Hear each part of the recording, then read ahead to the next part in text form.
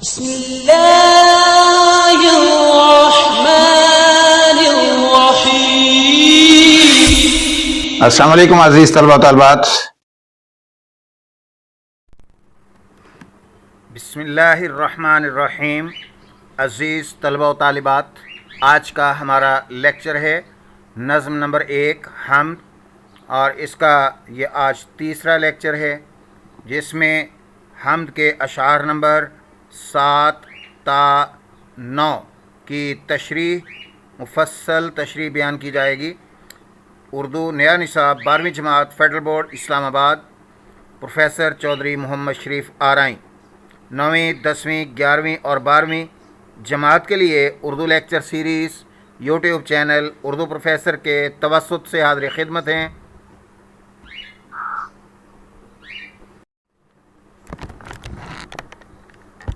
نظم حمد کے اشعار نمبر 7 تا 9 کی تشریح۔ بھیجا ہے جنت سے تجھ کو خدا نے، چوما ہے تجھ کو میرے مصطفیٰ نے، اے سنگ اسود تیرا مقدر، اللہ اکبر اللہ اکبر۔ دیکھا صفا اور مروہ بھی دیکھا، رب کے کرم کا جلوہ بھی دیکھا، دیکھا وہاں ایک سروں کا سمندر، اللہ اکبر اللہ اکبر۔ مولا سبیح اور کیا چاہتا ہے، بس مغفرت کی عطا چاہتا ہے، بخشش کے طالب پہ اپنا کرم کر، اللہ اکبر اللہ اکبر۔ مشکل الفاظ کے معانی ان تینوں اشعار میں سے: سنگ اسود، سنگ سنسکرت زبان کا لفظ ہے اور اسود عربی زبان کا لفظ ہے۔ معنی اس کا: سنگ اسود کا کالا پتھر، اسود کہتے ہیں کالے کو، اور خانہ کعبہ میں نصب وہ مقدس پتھر جسے مسلمان طواف کے دوران بوسہ دیتے یا اشارہ کرتے ہیں۔ مقدر عربی زبان کا لفظ ہے، اس کا معنی ہے قسمت، نصیب۔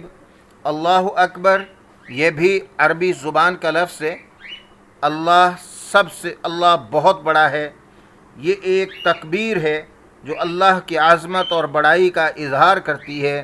صفا اور مروہ عربی زبان کے لفظ من و عن اردو میں داخل ہوئے ہیں۔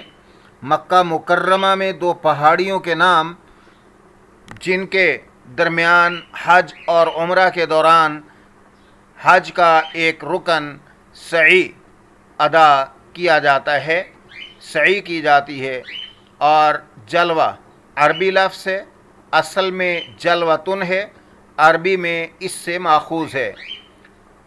اردو میں عربی لفظ سے یہ لفظ ماخوذ ہے۔ اس کا معنی ہے منظر، نظارہ، ظاہر ہونا۔ سروں کا سمندر سنسکرت زبان کا لفظ ہے اور سنسکرت سے اردو میں آیا۔ کنایا ہے انسانوں کے بہت بڑے ہجوم سے، بالخصوص طواف یا سعی کے دوران نظر آنے والے حاجیوں اور زائرین کی بھیڑ۔ مولا عربی لفظ ہے، اس کا معنی ہے آقا، مالک، پروردگار۔ سبیح عربی لفظ ہے، شاعر کا تخلص جو یہاں شاعر اپنے لیے استعمال کر رہا ہے۔ چاہتا ہے، چاہنا سے چاہتا سنسکرت سے اردو میں آیا ہے۔ خواہش کرنا، اس کا معنی ہے خواہش کرنا۔ مغفرت عربی لفظ ہے، گناہوں کی بخشش۔ عطا یہ بھی عربی لفظ ہے، بخشش، عنایت، دین، یہ معانی اس کے۔ طالب یہ بھی عربی لفظ ہے، مانگنے والا، خواہش مند۔ کرم عربی لفظ ہے، اس کا معنی ہے مہربانی، فضل، عنایت۔ ان اشعار کا مفہوم یہ ہے کہ شاعر نے اللہ کے گھر اور اس سے وابستہ مقامات یعنی سنگ اسود، صفا و مروہ کے تقدس اور عظمت کو بیان کیا ہے۔ پہلے شعر میں سنگ اسود کے خاص مقام کا ذکر ہے جسے جنت سے بھیجا گیا اور سرکار دو عالم نے بوسہ دیا۔ دوسرے شعر میں صفا و مروہ کی سعی کے دوران کثیر تعداد میں موجود زائرین اور وہاں اللہ کے کرم کے جلوے کا مشاہدہ پیش کیا ہے۔ آخر میں شاعر اللہ تعالیٰ کی بارگاہ میں اپنی عاجزی کا اظہار کرتے ہوئے صرف مغفرت اور بخشش کا طلبگار ہے اور اللہ کی رحمت کو اللہ اکبر کے نعرے سے بیان کر رہا ہے۔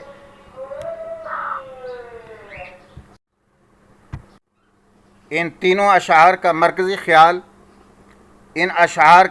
خیال اللہ تعالیٰ کی عظمت اور اس کی شان کریمی، اس کے گھر یعنی خانہ کعبہ اور اس سے وابستہ شعائر سنگ اسود، صفا، مروہ کا تقدس اور بندے کی اپنے رب سے مغفرت کی التجا ہے۔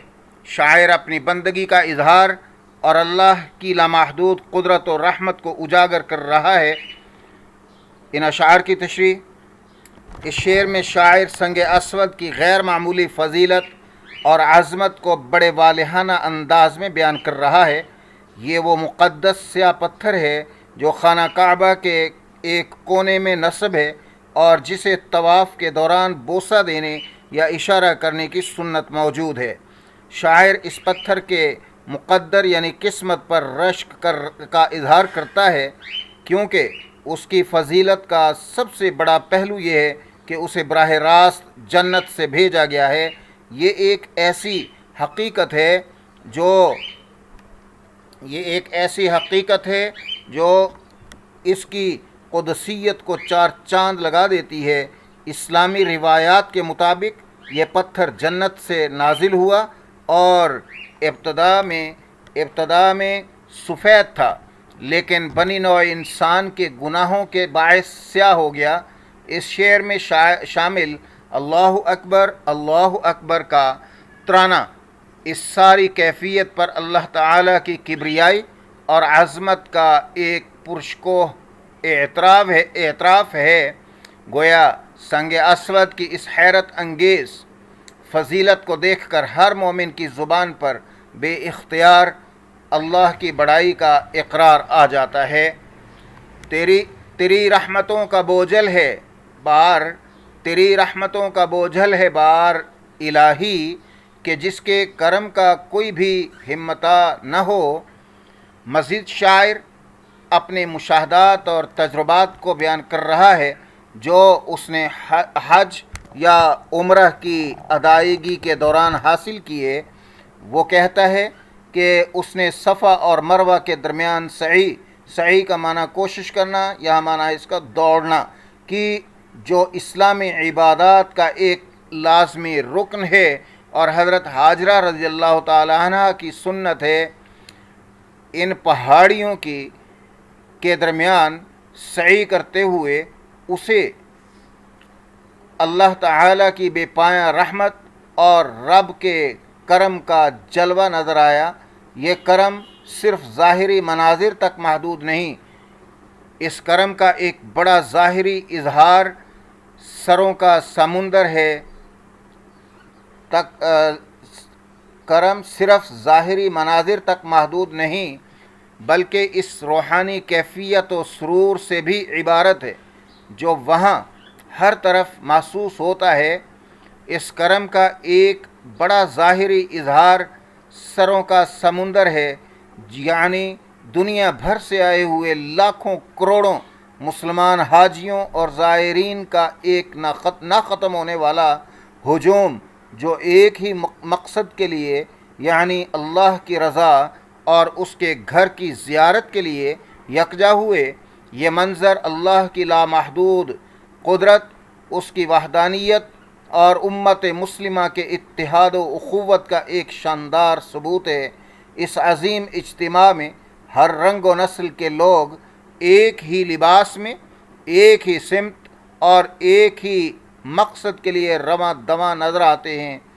یہ منظر انسان کو اللہ کی عظمت کا احساس دلاتا ہے اور اس کے دل میں بے اختیار اللہ اکبر کا نعرہ گونج اٹھتا ہے۔ جو اللہ کی لامحدود شان اور بندوں پر اس کے فضل و کرم کا اعتراف ہے۔ دیکھے وہ طواف کعبہ و زمزم و حتیم، دیکھے وہ طواف کعبہ و زمزم و حتیم، دل کہہ رہا تھا اللہ اکبر اللہ اکبر۔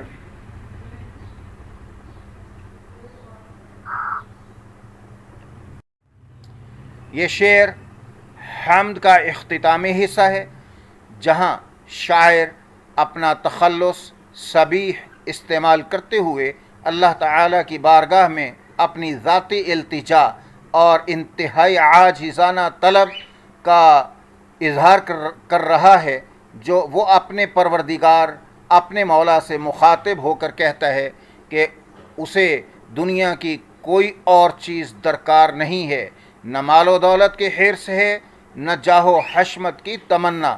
اس کی واحد خواہش، اس کی سب سے بڑی تمنا اور طلب اپنے گناہوں کی مغفرت یعنی بخشش اور اللہ تعالیٰ کی جانب سے عنایت ہے۔ یا رب گناہ گار ہوں، نادم ہوں، شرمسار ہوں، تیرے کرم کا طالب ہوں، تیری رضا چاہتا ہوں۔ وہ خود کو نہایت انکساری سے بخشش کا طالب یعنی مغفرت کا طالب قرار دیتے ہوئے کہ اللہ کی بے پناہ رحمت اور کرم کی بھیک مانگتا ہے۔ یہ اللہ کی شان غفاری اور ستاری پر شاعر کے کامل یقین کو ظاہر کرتا ہے۔ وہ جانتا ہے کہ اللہ سب سے بڑا ہے، اللہ بہت بڑا ہے، اور اس کی ذات وہ ہے جو تمام گناہوں کو معاف کرنے پر قادر ہے۔ بخشش کے طالب پہ اپنا کرم کر کا جملہ اس کی دلی تمنا اور اللہ پر اس کے مکمل توکل کو ظاہر کرتا ہے، کیونکہ وہ جانتا ہے کہ اللہ کی رحمت اس کے غضب پر غالب ہے۔ یہاں بھی اللہ اکبر کی تکرار اللہ کی بے پناہ قدرت، اس کی مغفرت کی وسعت اور اس کی عظمت کو نمایاں کرتا ہے، اور یہ اس امید کو تقویت دیتا ہے کہ اللہ کی بڑائی کے سامنے کوئی گناہ بڑا نہیں جو معاف نہ ہو سکے۔ یہ شعر بندے کے اپنے رب کے حضور مکمل انکساری بندگی اور کامل توکل کو ظاہر کرتا ہے۔ ان تینوں اشعار کے فنی محاسن اور ادبی تجزیہ: نمبر 1، صنعت تکرار کا استعمال۔ اللہ اکبر کی تکرار ہر شعر کے آخر میں زور پیدا کرتی ہے اور اللہ کی عظمت کے احساس کو گہرا کرتی ہے۔ یہ حمد کی فضا کو مضبوط کرتی ہے۔ نمبر 2، کنایہ۔ سروں کا سمندر کنایہ ہے حاجیوں کے بے پناہ ہجوم سے۔ یہ ایک خوبصورت اور جامع منظر کشی ہے۔ حسن تعلیل۔ نمبر 3، حسن تعلیل سنگ اسود کے مقدر کو جنت سے آنے اور مصطفیٰ صلی اللہ علیہ وسلم کے بوسے سے جوڑنا۔ یہ حسن تعلیل کی عمدہ مثال ہے، جہاں کسی چیز کی وجہ خوبصورت انداز میں بیان کی جاتی ہے۔ نمبر 4، سادگی اور روانی۔ اشعار کی زبان سادہ، عام فہم اور رواں ہے، جس سے مفہوم کو سمجھنے میں آسانی ہوتی ہے۔ یہی وجہ ہے کہ یہ عام سامعین اور قارئین کو بھی متاثر کرتے ہیں۔ نمبر 5، عجز و انکساری۔ آخری شعر میں اپنی بخشش طلب کرتے ہوئے شاعر کی عاجزی نمایاں ہے۔ نمبر 6، مشاہدہ اور منظر کشی۔ پہلے شعر میں سنگ اسود کا تقدس بیان کیا گیا ہے، دوسرے شعر میں صفا اور مروہ اور سروں کے سمندر کی خوبصورت منظر کشی کی گئی ہے، جو حج کے مناظر کو آنکھوں کے سامنے لے آتی ہے۔ نمبر 7، تخلص کا برمحل استعمال۔ آخری شعر میں شاعر نے اپنے تخلص صبیح کا بہترین استعمال کیا ہے، جو حمد کے فن کا ایک معروف حصہ ہے۔